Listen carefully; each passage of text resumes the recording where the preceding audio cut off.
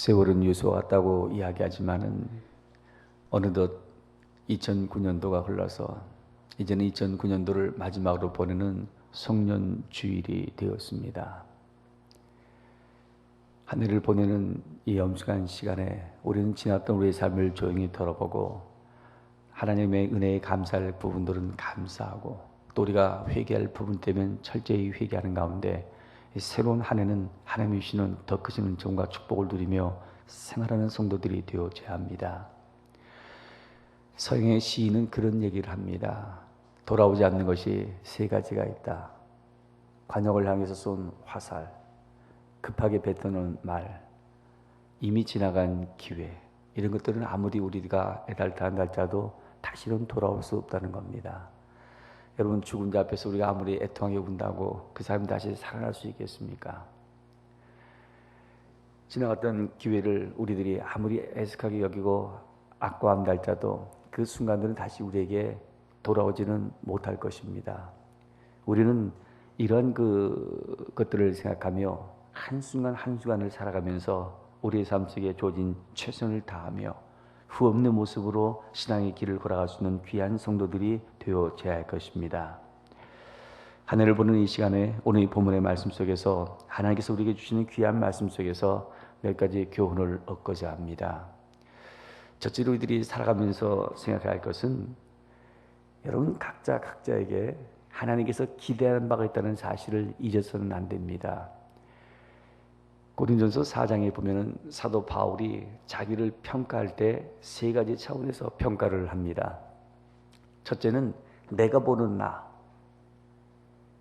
두 번째는 다른 사람이 보는 나, 세 번째는 하나님이 보시는 나. 이 세 가지 차원에서 자기 자신을 성찰하게 되어집니다. 사실 내가 모든 것을 다 알고 있는 것 같지만 그렇지 못하지 않습니까? 그래서 때로는 다른 사람들이 보는 것에 의해서 충고도 사실 우리는 필요합니다. 그리고 내가 이 땅에 존재하는 목적은 내가 이 땅에 오고 싶어서 온 것이 아니라 하나님의 피조물로서 하나님에 의해서 보냄받은 존재들이기 때문에 하나님의 뜻이 무엇인지를 우리가 분별하게 될 때 비로소 이 세상 속에서 나의 주어진 사명이 무엇인지를 깨닫고 우리는 온전한 삶을 살아갈 수 있게 되어질 것입니다. 여러분, 오늘 본문에 보면은 포도나무에 무화과를 심게 되어집니다. 여기서 이 무화과는 뭘 의미하는 것입니까? 우리를 얘기하는 것입니다. 아마 여러분 가운데 무화과 나무를 본 분들이 많이 있을 것입니다. 무화과 나무, 나무가 국습니까? 그렇지 않습니까? 이거 제목으로 쓸 수 있는 나무가 아닙니다. 무화과 나무 보기 아름답습니까? 그렇지 않습니까? 보는 것도 별 볼품이 없는 겁니다. 관상용으로 이것을 심는 것은 아닙니다. 그렇다면 무화과나무를 왜 심는가? 오직 단 한 가지 목적 때문에 무화과나무를 심습니다. 그것은 뭡니까? 그것은 열매인 것입니다. 근데 오늘 본문에 보게 되면 그 6절 말씀 보시기 바랍니다. 이에 비유로 말씀하시되 한 사람이 포도원에 무화과나무를 심은 것이 있더니 와서 그 열매를 구하였으나 얻지 못한지라, 이렇게 되어 있습니다. 오직 무화과나무, 모든 존재는 존재의 목적이 있고 그 존재의 목적을 수행함으로써 그 가치를 나타나게 되어지는데 무화과나무의 오직 존재의 목적은 열매임에도 불구하고 그 열매를 맺지 못하게 되어집니다. 그러니까 어떻게 해요? 이걸 찍어버리겠다고 그렇게 말씀하고 있는 것입니다. 여러분, 마태복음 그 11장에 그 말씀 기억하지 않습니까? 잎사귀가 무성한 무화과나무에 예수님께서 가까이 갔는데 잎사귀는 무성했지만은 열매는 없었습니다. 이거 무화과나무를 갖다가 저주하지 않습니까? 원래 우리들이 교회에 다니면서 무슨 직분을 받고 신앙생활을 몇 년을 했고 은혜를 얻고 체험했고 이런저런 얘기들을 많이 하지만 이건 다 잎사귀입니다. 이걸 가지고 하나님 우리에게 원하시는 건 뭐예요? 열매를 맺어야 할 것입니다. 성경에는 여러 가지 많은 열매에 대해서 얘기하죠. 마태복음 3장에 보면 회개에 합당한 열매를 맺어라. 그러면서 무슨 얘기를 해요? 옷이 2벌 있는 사람 1벌 가난한 자에게 나눠주시라는 거예요. 세리들 정한 세금 이상은 받지 말라는 겁니다. 부인들 받는 그 봉급을 족하게 여기고 강포를 행하지 말라는 거예요. 그러니까 우리가 회개했다면 거기에 따른 열매가 사실은 뒤따라할 것입니다. 성령을 받았다고 많이 이야기하지만 성령을 받으면 뭐가 나와야 돼요? 성령의 열매가 나와야죠. 갈라디아서 5장 22절에 보면 오직 성령의 열매는 사랑과 희락과 화평과 자비와 양성과 충성과 온유와 오래 참음과 절제라고 말씀만 있는데 우리가 은혜를 받았고 무슨 성령을 받다면 자기의 삶을 통해서 이 열매가 나와야 합니다. 여러분 마태복음 7장 21절은 뭐라고 얘기합니까? 주여 주여 하는 자마다 천국 갈 것이 아니다. 주의 뜻대로 행하는 자만이 하나님 나라에 들어갈 것이다. 그래서 주님 뭐라고 얘기해요? 열매로 그들을 알지니하고 말씀합니다. 배가 열리면 그 나무는 무슨 나무예요? 배나무죠. 사가 열리면 사과나무입니다.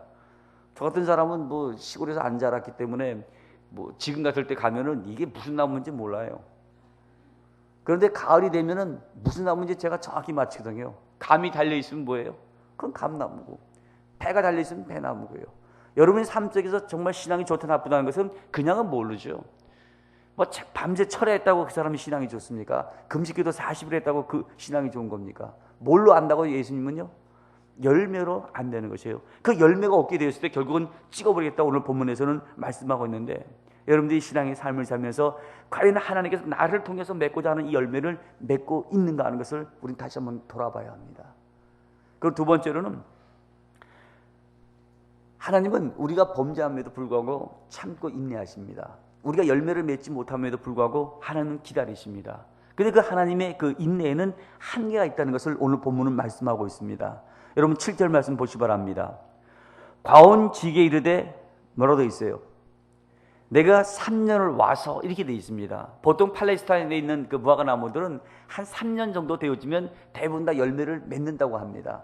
그러니까 이 3년이라는 것은 그 나무가 열매를 맺을 수 있는 충분한 기회를 줬다는 겁니다.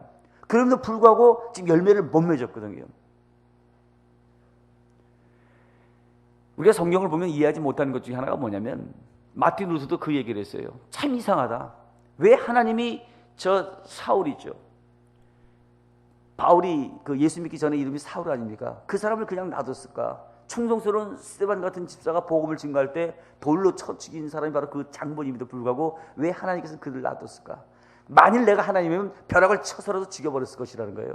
루터의 이야기입니다. 그럼 하나님은 어때요? 그럼에도 불구하고 하나님은 참고 인내하시고 기다렸기에 마지막에 바울이 그리스도 안에 돌아와서 변화되어서 하나님의 복음을 증거하는 증거자가 되지 않았습니까? 하나님은 자비가 풍성하시고 인내가 풍성하신 하나님이십니다. 그러나 중요한 것은 그 인내에 한계가 있다는 것이에요. 끝까지 회개하지 않고 끝까지 돌아오지 않게 됐을 때 마지막에 하나님은 그들을 심판하는 것입니다. 그러니까 오늘 두 가지 예를 들어서 얘기하지 않습니까? 1절에 보면 빌라도가 갈릴리 사람들의 피를 저희의 제물에 섞은 것을 이야기합니다.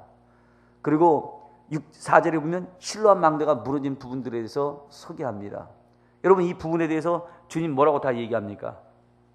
3절에 뭐라 나와 있어요? 너에게 이르노니 아니라 너희도 만일 회개치 않으면 이같이 망한다.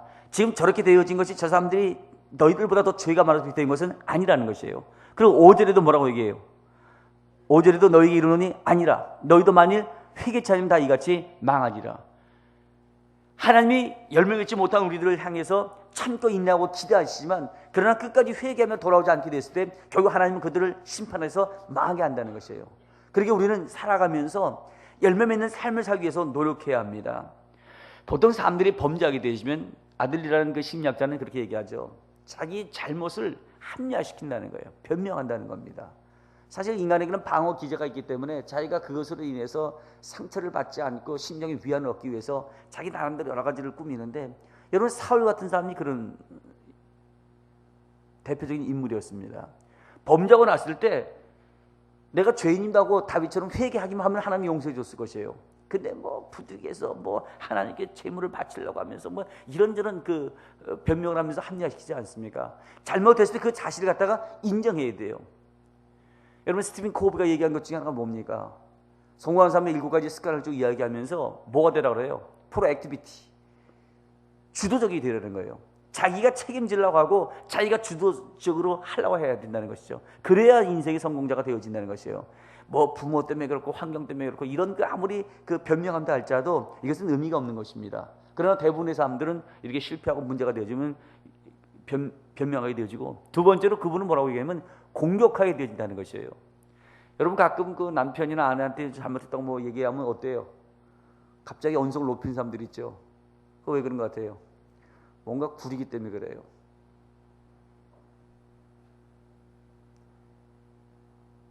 뭔가 캥기는 게 있으니까 그걸 갖다가 감추기 위해서는 다른 거 갖고 막 그러는 거예요. 문제는 그렇게 할 수 있어요. 그래서 자기를 방어할 수는 있지만은 이러한 태도들이 결국 문제를 근본적으로 치유하지는 못한다는 것입니다. 그리고 세 번째로는 잘못을 저지르고 나서는 나만 그러냐, 남도 다 그러는데 뭐 내가 잘못했느냐 이러고 얘기합니다. 여러분 텔레비전 같은 데 보면 이런 것들을 종종 보지 않습니까? 방송 기자들 데려다 놓고는 왜 그런 일이냐 그러면 왜 나만 자꾸 갖고 그러냐, 나만 하냐, 다른 사람 다 하는데. 비록 남들이 그렇게 할지라도 나만은 그렇게 안 살아야 됨에도 불구하고 남들이 그렇게 하면서 그 자기의 잘못을 정당화시키는 것들을 우리는 보게 되었습니다. 그리고 네 번째로는 잘못했을 때 앞으로 차차 하겠다 이렇게 얘기합니다. 좋은 얘기죠. 그러나 문제는 뭐예요? 차차 하겠다고 이야기했지만 하나님은 끝까지 기다려주지는 아니한다는 것이에요. 우리가 우리의 잘못을 철저하게 깨닫고 회개하며 돌이켜서 정말 열매를 맺지 않게 되지만 언젠가는 하나님께서 심판의 주로 우리 가운데 온다는 사실을 우리는 기억하면서 이제 그 한 해를 보내면서 내가 열매를 제대로 맺고 있는가, 참고 인내하시는 하나님 앞에 합당한 우리가 그 삶을 살고 있는가 하는 것을 돌아봐야 합니다. 그렇다면 이렇게 심판을 원하시는 하나님 앞에서 우리가 멸망당하지 않고 이렇게 하루하루를 살아갈 수 있는 그 비결이 어디에 있다고 봅니까? 여러분 오늘 본문 8절에 거기에 대해서 소개하고 있죠. 뭐라고 나와 있습니까? 대답하여 가로되 주인이여 금예도 그대로 두어서 내가 두릅하고 거름을 주르니. 지금 누가 얘기하는 것이에요? 여기서 주인은 하나님을 얘기하는 것이고 과언을 지키는 과언지기는 예수 그리스도를 얘기하는 것이고 무화과는 우리를 얘기하는 거거든요. 하나님은 우리에게 열매를 원했지만 우리가 열매를 맺지 못하게 되어서 결국에 찍어버리겠다, 땅만 버리니까 소용없다고 했을 때 이것을 찍지 말라고 중보를 한 분이 누구예요? 바로 예수님이에요. 그분께서 뭐라고 얘기해요? 금년에 그대로 두어달라는 거예요. 이건 무슨 얘기입니까? 지금 이 무화과 나무가 열매를 맺지 못했는데 이것이 생리적인 것이 아니라는 거예요. 병리적이라는 것입니다. 여러분 병리적인 것과 생리적인 것은 다른 겁니다. 뭔가 좀 잘못돼서 열매를 못 맺는 것이지 본래부터 열매를 못 맺는 것은 아니라는 것이죠. 자녀들을 야단칠 때 잘못 야단치는 사람들은요, 뭐 조금 잘못하면 너 왜 맨날 그렇게 하냐고 야단치는 분들이 있거든요. 저 어릴 때 유리창 몇 번 깼더니 저희 어머니가 왜 맨날 깨네요. 근데 우리 아버님이 있다가 걔가 왜 맨날 깨냐고 가끔 깨지. 애가 좀 늦게 오면 너 왜 맨날 늦게 오냐 이렇게 하면 곤란해지거든요. 남편이 어떻게 보면 늦을 수도 있죠 뭘. 근데 맨날 늦는 건 아니잖아요. 어쩌다 좀 늦지. 병리적으로 보는 것과 생리적으로 보는 건 달라요. 생리적으로 봤다 그러면 그건 절망하는 거예요. 그건 소망이 없는 겁니다. 그러나 병리적으로 본 것은 지금은 문제가 있는데 앞으로 나아질 수 있다는 거예요. 지금 예수님 우리를 그렇게 보고 있는 겁니다. 우리가 열매 맺지 못한 채 10년 20년씩 신앙생활 지금 하고 있지 않습니까? 하나님은 볼 때 저 사람들은 필요 없다는 거예요. 이제 찍어버려야 된다는 거죠. 그러나 예수님께서는 지금 생리적으로 열매 못 맺는 것이 아니고 병리적으로 지금 뭔가 조금 문제가 있어 그러는 거니까 이 문제만 치유되어지면 얼마든지 열매를 맺을 수 있다는 것입니다. 영국 유명한 의사 가운데 크론이라는 분이 있습니다. 이분이 한 번은 환자 하나를 수술했는데 자꾸 점막에서 이렇게 뭐가 나와가지고요, 기도가 막히는 거예요. 그리고 이걸 수술하면서 거기다가 무슨 이렇게 그 파이프 같은 걸 꼽아놨습니다. 그러면서 간호사에게 얘기를 합니다.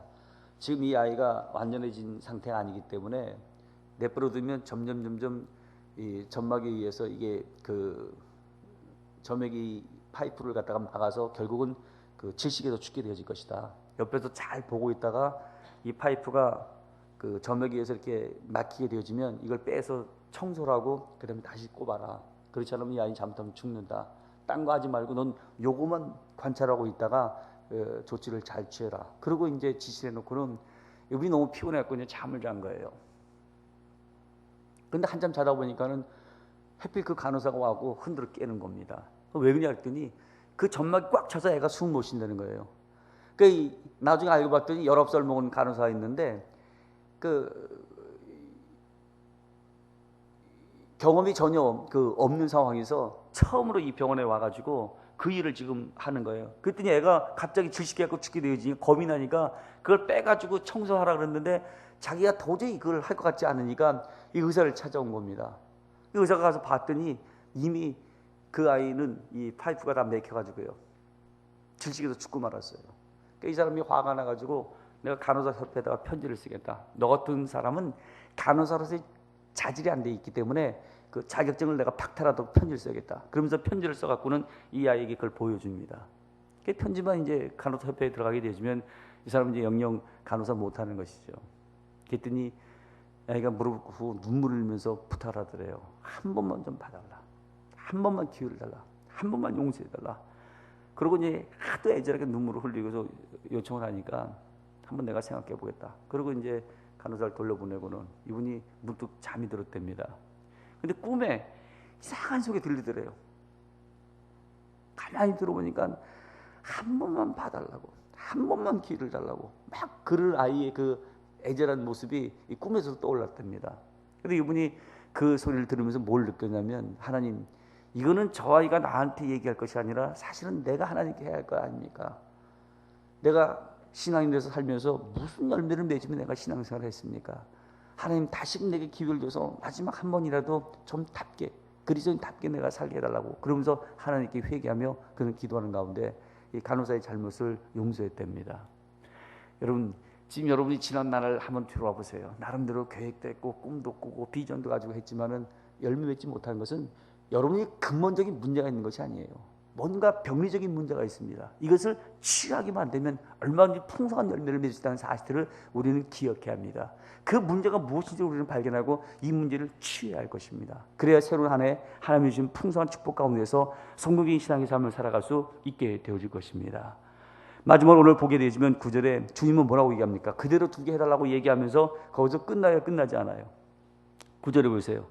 이후에 만일 실과가 열리면이거니와 그렇지 않으면 찍어버리소서. 뭐 하겠다고 얘기해요? 8절에 보면요.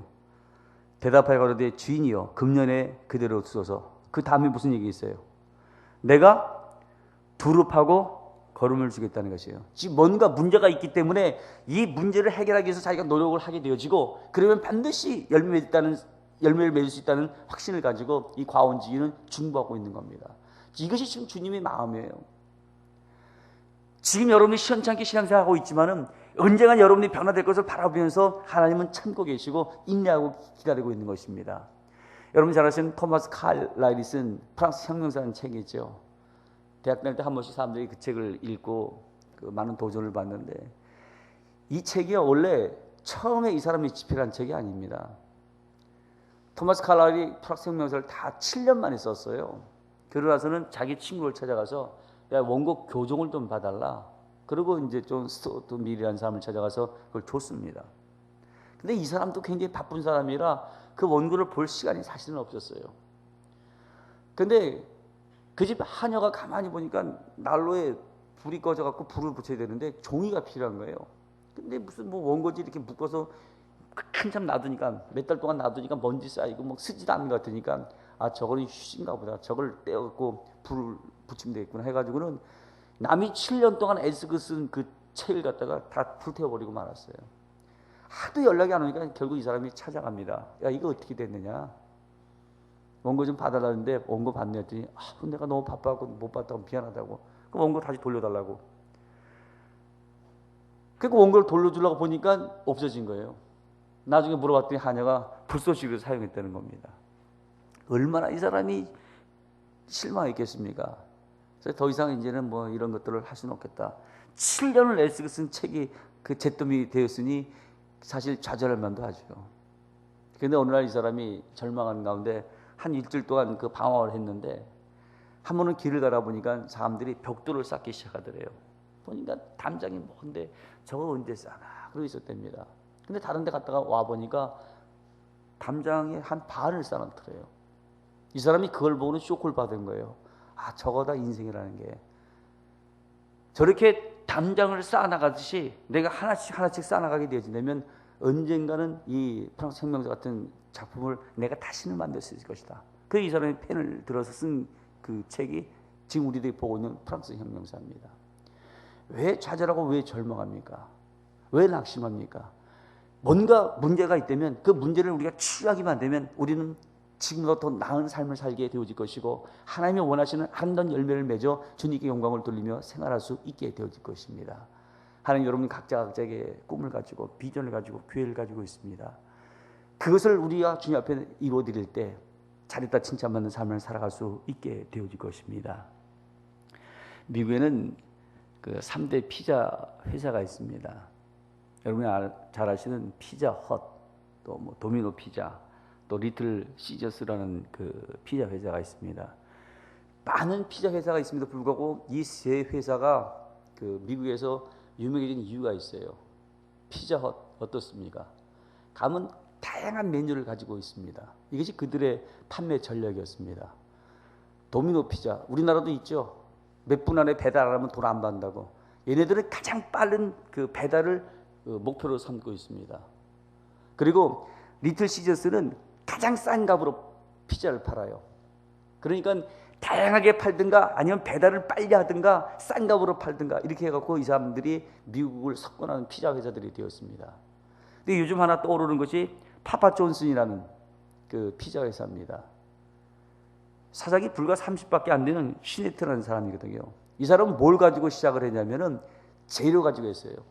그러면서 뭐냐면 피자 가게의 본질을 자기는 구현하겠다는 거예요. 피자의 본질이 뭐예요? 맛이거든요. 그 맛을 제대로 내기 위해서 이 사람은 최상의 재료를 사용한다는 겁니다. 그리고 지금 이 사람들의 매출이 뭐 거의 1년에 2배씩 뛰어오르기 때문에 많은 사람들이 3대 피자 회사를 제끼고 이 회사가 앞으로 성공할 것이다 그렇게 봐요. 본질에 충실하게 되어지면 언젠가는 성공하게끔 되어지는 겁니다. 여러분, 하나님 여러분 각자의 꿈을 가지고 비전을 가지고 목표를 가지고 교회를 가지고 이 땅에 보냈습니다. 여러분 한 해를 돌아볼 때 우리들이 하나님 원하시는 것만큼 열매를 맺지는 못했을 것입니다. 그런데 중요한 것은 뭐냐면 원래 우리가 문제가 있어서 열매 못 맺는 사람들이 아닙니다. 뭔가 병리적인 문제들이 있어요. 그것만 치유하기만 되어지면 얼마든지 우리는 하나님이 기뻐하시는 아름다운 열매를 맺고 하나님께 영광을 돌리는 삶을 살아갈 수 있게 되어질 것입니다. 올 한 해를 보내면서 조용히 여러분 한번 돌아보세요. 저는 그 연초가 되어지면 사람들이 무슨 해맞이를 한다 하면서 뭐 가고 길 막히고 이런 것들을 보면서 해를 한번 본다 해서 인생이 바뀌는가 하는 생각을 갖습니다. 여러분 어떻습니까?